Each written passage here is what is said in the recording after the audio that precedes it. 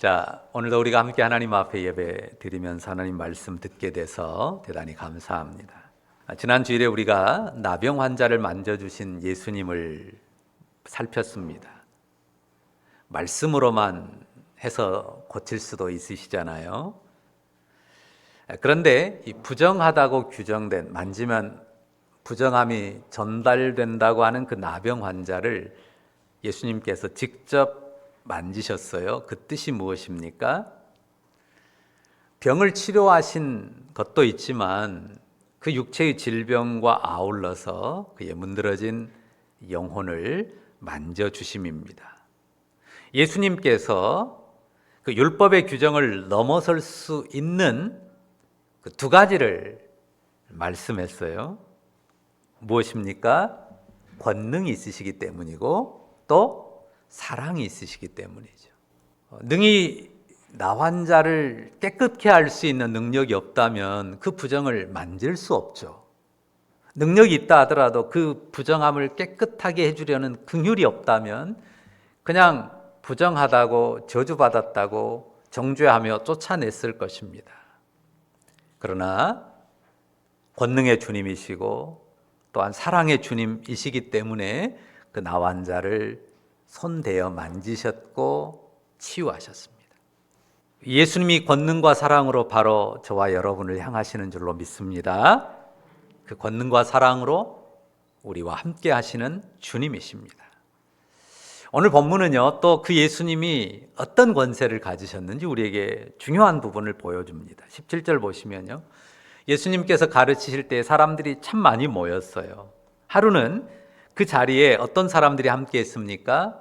갈릴리 각 마을과 유대와 예루살렘에서 온 바리새인과 율법 교사들이 있었습니다. 함께 앉았어요. 그때 18절 보시면 한 중풍병자를 사람들이 침상에 메고 와서 예수님 앞으로 들여놓고자 했습니다. 그런데 사람이 너무 많아서 무리 때문에 메고 들어갈 길을 얻지 못했다고 거기 쓰죠. 집 안에는 물론 집 안에도 사람이 가득했고 뿐만 아니라 입구와 문 바깥까지 사람들이 가득 차 있었기 때문입니다. 그리고 어느 누구도 비켜주려고 하지 않았어요. 길을 터주지 않았던 것입니다. 그래서 이들이 어떤 방법을 택합니까? 19절 보시죠. 19절 같이 읽어볼까요? 같이 읽습니다. 무리 때문에 메고 들어갈 길을 얻지 못한지라 지붕에 올라가 기와를 벗기고 병자를 침상째 무리 가운데로 예수 앞에 달아내리니. 아주 기발하면서도 상당히 무모한 생각을 했습니다. 생각만 한 게 아니에요. 생각으로 그치지 않고 심히 무모하다 싶은 행동을 합니다. 지붕에 올라가서요, 기와를 벗기고 천정을 뚫었는데요. 어떻게 이런 일이 가능할까요? 이제 우리의 일반적인 가옥, 슬라브 지붕이 있는 일반 가옥을 생각하면, 그 콘크리트 가옥을 생각하면 이건 불가능한 일이죠. 거의 불가능한 일입니다. 하지만 당시에 이스라엘의 가옥 형태로는 좀 어렵긴 해도 가능한 일이에요. 그러니까 그곳 기후 자체가 건조 기후예요. 그 말은 비가 별로 안 오고 비가 오는 게 그렇게 문제가 되지 않아요. 우리는 지붕에 이렇게 보통 슬라브 지붕이라고 하면 지붕에 방수를 많이 하잖아요. 방수액도 바르고 하도, 중도, 상도 해가지고 이렇게 막 방수 페인트를 칠합니다. 비 때문에 그러잖아요. 비가 새고 들이치면 안 되니까. 근데 건조 기후라고요.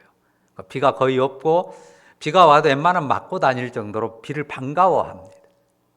그러니까 비가 문제가 안 돼요. 그러니까 기둥을 세우고 석가래를 연결해 가지고요, 그 석가래 사이를 무슨 나뭇가지나 이런 것들로 이렇게 쭉 놓고 그 위에 이제 진흙 같은 거를 칠해서 말려 놓은 정도.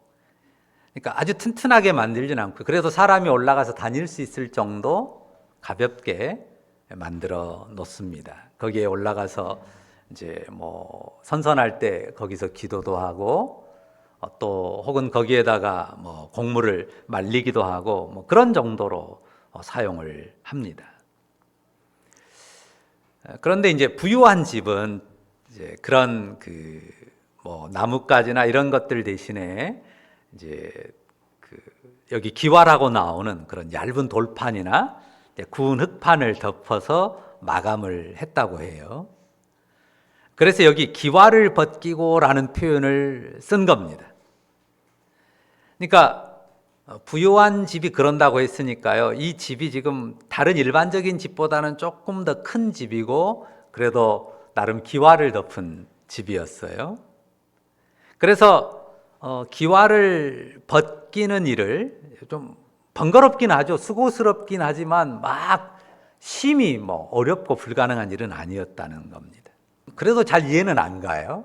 그런데 집 안에 있는 이미 많이 가득 차서 모여 있는 사람들 입장에서 한번 생각을 해 보십시오. 갑자기 이 천정에서 무슨 소리가 막 나요. 근데 막 먼지도 떨어져요. 그러더니 뭘 구멍이 하나 생기고 또 더 넓게 생기더니 사람들이 보이고 무슨 커다란 침상이 하나 매달려 가지고 내려오는 겁니다. 아래에 있던 사람들이 놀라면서 웅성거리지 않았겠어요? 그러면서 쳐다봤을 겁니다. 아마 예수님도 뭔가 말씀을 하고 계셨다면 하던 말씀을 멈추고 올려다 보셨겠죠. 근데 그 뚫린 구멍 사이로, 커다란 구멍 사이로 침상이 내려옵니다. 몇 사람이 귀퉁이에 줄을 묶어가지고 그 침상을 달아내린단 말이죠. 사람들이 그 위에 뭐가 있나 보니까 중풍병자가 누워 있습니다. 정말 특이한 장면이죠. 어디서 보기 어려운 그런 장면입니다. 아마 그 먼지와 소란스러움 때문에 인상을 찌푸리는 사람도 있었을 것 같아요. 그래, 인상을 찌푸렸지만 지금 누가 계세요? 예수님이 계시고 예수님도 말씀하시다가 지금 멈췄단 말이에요. 누구도 지금 말을 못하고 예수님이 어떻게 반응하시는지 보자 하고 지켜보는 상황이지 않겠습니까? 자, 그런데 20절 보세요. 예수님께서 말씀을 하세요. 자, 같이 읽어볼까? 20절 같이 읽습니다. 예수께서 그들의 믿음을 보시고 이르시되 이 사람아 네 죄사함을 받았느니라 하시니 뭐라고 하셨어요? 그 중풍병자를 향해서 이 사람아 네 죄사함을 받았느니라 이렇게 말씀하셨습니다. 자, 다시 보세요. 예수께서 무엇을 보셨어요? 그들의 믿음을 보시고 라고 기록합니다. 자, 보인 것이 그들의 믿음뿐이었습니까? 지금 그들이라고 했어요. 그가 아니에요. 침상 위에 놓인 중풍병자가 아니고 침상 위에 놓인 중풍병자를 줄에 달아서 침상째 뚫은 구멍으로 내린 그들, 그 사람들의 믿음을 보셨다는 거거든요. 자, 이 보셨다는 표현을 주목해 보세요. 믿음만 보인 게 아니었잖아요. 지금 굉장히 난리를 친 상황이란 말이에요, 이 사람들이. 그러니까요, 그 사람들이 나타내 보인 것은요, 믿음도 있을 수 있지만 예수님도 보시고 그 주변에 그 자리에 앉아있는 모든 사람들이 그들에 대해서 본 것은 그들의 몰상식과 그들의 무례와 그들의 이기적인 행동이라고 말할 수도 있단 말이죠.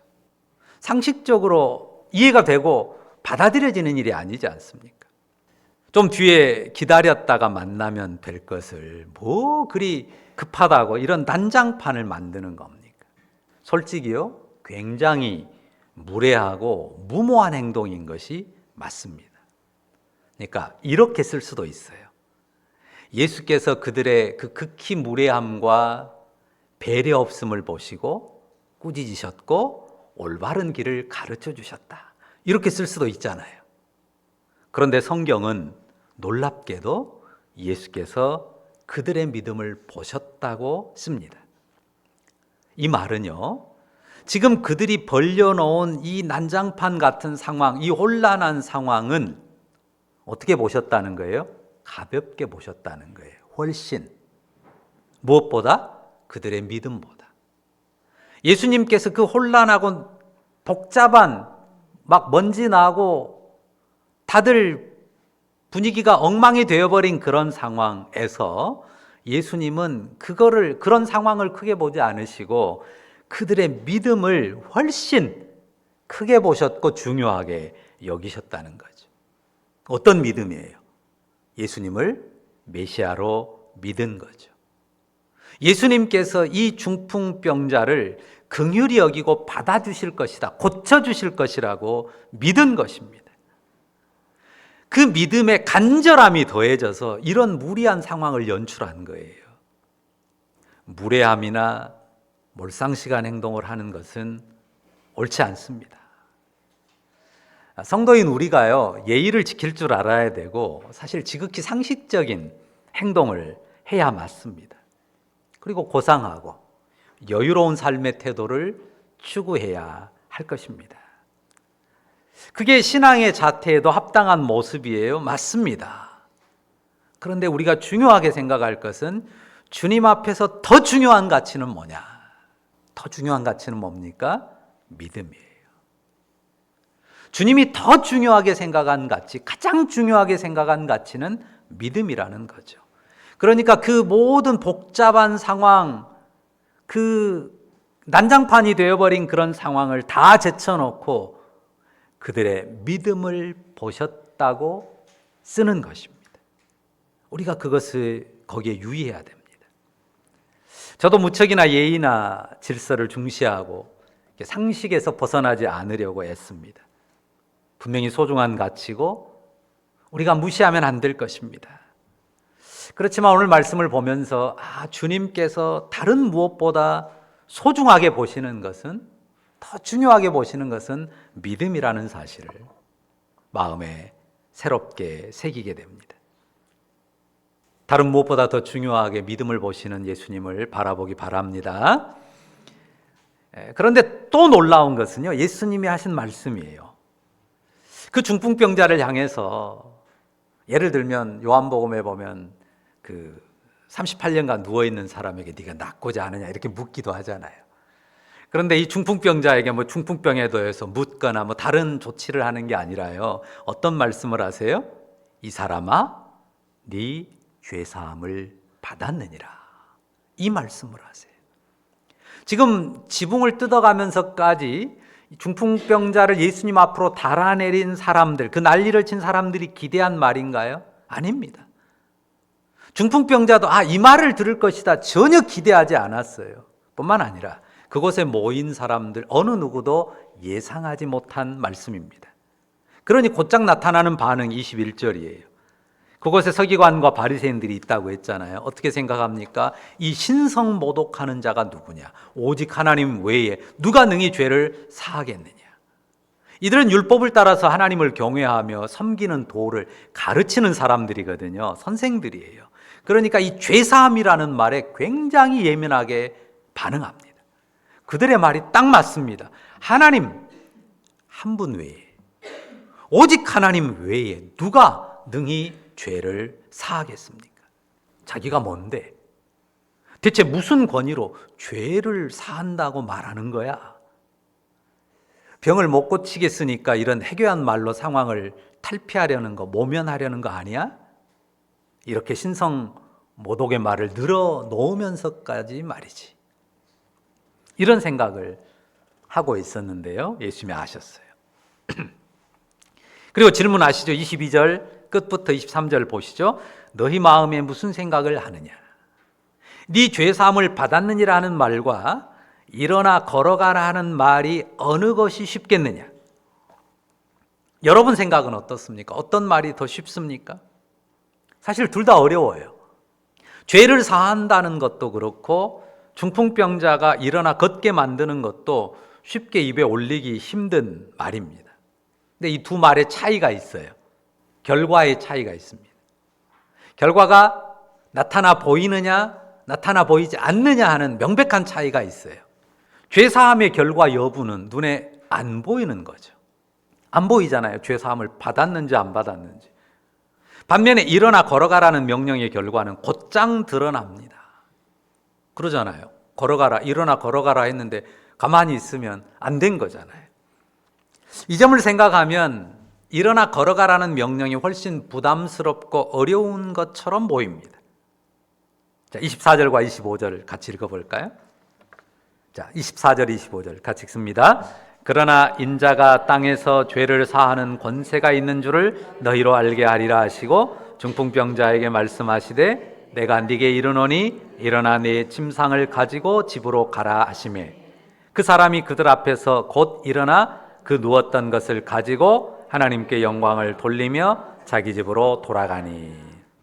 아주 분명하게 선포하죠. 인자가 땅에서 죄를 사하는 권세가 있는 줄을 너희로 알게 하리라. 자, 우리가 지난주에 본 것처럼 예수님은 천형이요 저주라고 여겨진 나병도 그 자리에서 손을 대어 만지셨고 고치셨습니다. 온갖 질병을 치유하셨고 귀신들도 쫓아내는 권세를 보이셨습니다. 그런데 예수님이 나타내는 권세에서 가장 중요한 것이 바로 이 권세입니다. 어떤 권세입니까? 죄를 사하는 권세. 주님이 세상에 인자로 사람의 아들로 오신 목적이 바로 여기에 있습니다. 사람의 죄를 사하기 위함입니다. 이 권세는 사람이 가질 수 없는 권세예요. 이 권세는 사람이 행사할 수 없는 권세입니다. 사람이라면 죄를 사함 받아야 되는 대상이지 죄를 사하는 당사자가 아닙니다. 그런데 예수님은 하나님의 아들로서 세상에 오신 인자이기 때문에 그가 친히 사람의 죄를 사할 수 있는 권세를 가진 분입니다. 그가 각종 질병을 고친 권세를 나타내시고 귀신을 쫓아내는 권세를 나타내심을 통해서 나타내 보이고자 하는 궁극적인 권세가 바로 이 죄사함의 권세입니다. 예수님의 질병의 치유, 축사, 각종 기적 행하심의 진정한 의미가 바로 죄사함의 권세에 있다는 것입니다. 사람들이 예수님을 믿고 따를 때요, 예수님의 권세를 여러 가지로 경험합니다. 예수님을 믿고 정말 놀랍게 질병을 치유받은 분들이 있어요. 지난 수요일 예배 끝나고인가 집에 가서 제 아내가 꼭 유퀴즈를 꼭 켜서 보거든요. 근데 유열이란 사람이 나왔더라고요. 근데 아주 특이한 무슨 섬유, 저는 잘 병명도 기억 못하는 거의 그것으로 타경을 헤맸는데 본인도 그렇겠지만 그 부인이 정말 기도의 사람이었던 것 같아요. 그리고 꼭 간증 듣는 것 같더라고요. 유퀴즈인데. 그래서 정말 기적적으로 그 질병에서 노연하고 건강한 모습으로 나와서 노래도 하고 하는 모습을 본 적이 있어요. 예수님을 믿고 그 예수님의 그 능력이 놀랍게 이 치유의 능력으로 나타난 경험들도 합니다. 그리고 예수의 이름의 능력 안에서 귀신이 쫓겨나고 또 귀신으로부터 자유케 되는 그런 경험도 해요. 그리고 어떤 사람은 정말 예수님의 이름의 능력 안에서 삶의 역경을 뚫고 일어나는, 삶이 회복되는 그런 놀라운 경험들도 합니다. 우리가 주 예수님의 권세 안에서 이런저런 경험을 하고 그런 은혜들을 충분히 누릴 수 있습니다. 그것도 소중합니다. 그런데 무엇보다도 중요한 것은 죄사함의 은혜입니다. 왜죠? 이 죄사함은 영원하신 하나님과 인생인 우리 사이에 관계를 회복하는 일이기 때문이에요. 우리 인생과 영원하신 하나님 사이에 관계를 막고 있었던, 끊고 있었던 그 문제를 해결하고 관계를 회복하기 때문입니다. 우리가 죄사함을 통해서 영원하신 하나님 앞에 사는 권리, 영원하신 하나님 앞에 사는 생명을 얻는 것입니다. 그래서 이 사람아, 네 죄사함을 받았느니라 하는 이 말씀이 너무도 소중합니다. 다 같이 해보시겠어요? 이 사람아, 네 죄사함을 받았느니라. 이 선포가 여러분 영혼에 나 자신에게 주신 말씀으로 새겨져 있습니까? 이 사람아, 네 죄사함을 받았느니라. 예수님이 우리 삶에 이루시고자 하는 선한 뜻과 계획들이 많지만 가장 중요한 것은 바로 이것입니다. 그런데 이 말씀이 주어진 정황이 놀라워요. 앞에도 설명했지만 예의 바르고 고상하고 누가 봐도 예수님께서 은혜 베푸실 만한 그런 상황이라고 느껴지지 않잖아요. 은혜 받을 만한 자격을 충분히 갖췄다, 뭔가 충분히 그럴 만한 분위기를 만들었다 하는 것도 아닙니다. 오히려 매우 조급하고 소람스럽고 이 말씀 듣는 분위기를 완전히 망친 사람들 같아요. 그런데 예수님께서 이 사람아, 네 죄사함을 받았느니라 말씀하신 단 하나의 토대가 뭡니까? 그들의 무엇을 보시고? 믿음을 보시고. 다른 거 아무것도 없어요. 다른 것은 오히려 더 안 좋아요. 난장판을 만들었단 말이에요. 무례하고 무모한 그런 모습이었단 말이죠. 그런데도 그들의 믿음을 보시고 예수님께서 죄사함의 은혜를 선포해 주셨지 않습니까? 우리는 다릅니까? 어떻습니까? 우리는 예수님 앞에 뭔가 고상하고 예의 바르고 은혜를 받을 만한 분위기를 잘 만들고 갖추었기 때문에 우리 영혼에 예수님께서 이 사람아, 네 죄사함을 받았느니라 이 선포를 새겨주신 겁니까? 아니잖아요. 단 한 가지, 예수님 그분의 권세와 사랑을 믿는 믿음, 예수님의 그 권세와 사랑을 믿는 믿음, 그 하나 때문에 주님이 저와 여러분의 죄를 사해 주신 줄로 믿습니다. 그 믿음을 통해서 하나님 앞에 영원히 사는 생명과 권리를 허락하셔요. 이 은혜를 늘 기억하고 누리시기를 바랍니다. 예수님께서 그 후에 중풍병자에게 말씀하셨어요. 내가 네게 이르노니 일어나 네 침상을 가지고 집으로 가라. 25절 보시죠. 그러자 그 사람이 그들 앞에서 곧 일어나. 그냥 겨우 힘겹게 일어난 게 아니라요. 곧 벌떡 일어나서 그 누웠던 것을 가지고 하나님께 영광을 돌리며 자기 집으로 돌아갔습니다. 사람들의 반응이 어때요? 26절 보십시오. 모든 사람이 놀라죠. 하나님께 영광을 돌리며 심히 두려워합니다. 정말 두려운 일이죠. 이르되 오늘 우리가 놀라운 일을 보았다 합니다. 정말 놀라운 일이고 두려움마저 일어나게 합니다. 주 예수님이 진정 죄를 사하는 권세자이심을, 그 하나님의 아들이심을 보여준 일입니다. 한번 말씀드린 적이 있는데요. 이 세상의 모든 질병의 뿌리는 사망이에요. 이 말 기억하시죠? 이 세상 모든 질병의 뿌리는 사망이에요. 사망에서 질병이 올라오고 사망에 이르는 과정으로서 우리가 질병을 통과하는 것입니다. 그리고 그 죽음의 뿌리는 죄예요. 그러니까 죽음의 뿌리는 죄고, 죄의 뿌리에서 죽음이 올라오는데 그 죽음에서 우리를 죽음에 이르게 하는 온갖 질병의 증상들이 나타나게 하는 거예요. 그래서 우리가 죽음에 들어가는 겁니다. 아프지 않으면 안 죽습니다. 그러니까 나이 드신 분들이요, 내가 왜 이렇게 아픈지 모르겠다. 왜 몰라요? 죽으려고 아픈 건데. 안 아프면 안 죽습니다, 사람이. 질병은, 모든 고통과 아픔은 우리가 죽음에 이르러가는 과정인데 그 가장 근원적인 뿌리는 뭐라고요? 죄예요. 죄가 인생의 근본 문제입니다. 그런데요, 죄인된 인생임을 부정하려는 사람들이 많아요. 죄와 사망에 묶인 인생이라는 사실을 부정하려고 합니다. 여러분은 어떻습니까? 정말 내가 죄에 묶인 인생이고 죄 사함이 필요한 자신임을 인정하십니까? 그런 내 죄를 사하시는 주 예수님 믿으시는 거죠? 주 예수님은 우리의 죄 문제를 해결하기 위한 대속제물이 되셨습니다. 인류의 죄를 당신의 십자가에 못 박으심으로 청산하신 우리 주님이십니다.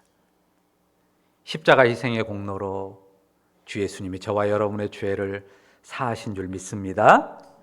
그런데 그 주님이 무엇을 보셔요? 무엇을 보셔요? 그들의 믿음을 보시고 우리의 믿음을 보세요. 그러니까 언제든지 우리는 주님을 믿음으로 나아가야 돼요. 주 예수님, 내가 주님을 믿습니다. 주 예수의 피가 나의 죄를 씻으심을 믿습니다. 늘 그 고백을 하면서 주님 앞에 나아가야 돼요. 이 고백을 놓치면요, 어느샌가 나는 의로운 사람이 돼 있고, 나는 의로운 사람이 된 자리에서 온갖 죄악으로 가득 찬 다른 사람들을 정죄로 바라보게 될 뿐입니다.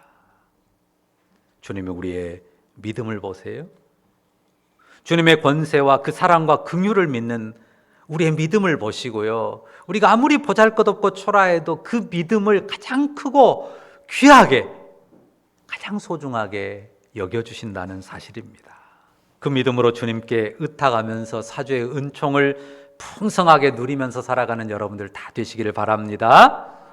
아울러 그 사죄의 권세 안에서 또한 삶의 치유와 회복의 은혜도 넉넉히 누려가는 우리 모두가 되기를 간절히 바라고 축원합니다. 기도하십시다. 거룩하신 하나님, 은혜를 감사합니다.